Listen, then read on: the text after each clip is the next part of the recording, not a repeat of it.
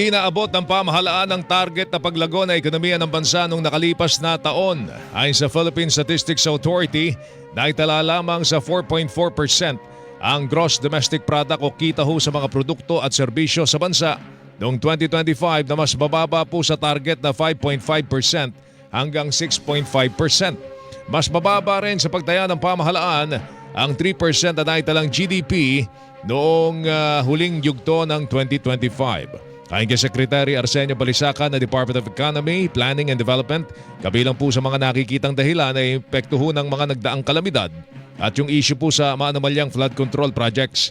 Iyan na rin ang nakikitang dahilan ng Philippine Chamber of Commerce and Industry at nakukulangan sila sa mga ginagawang hakbang ng pamahalaan sa naturang issue.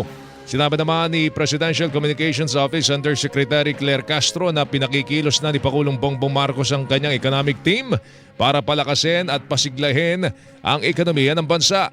Nais din po ng Pangulo na maparami pa ang pamumuhunan sa bansa para magkaroon ng mas maraming dekalidad na trabaho at babawasan po ang antas ng kahirapan sa ating bansa.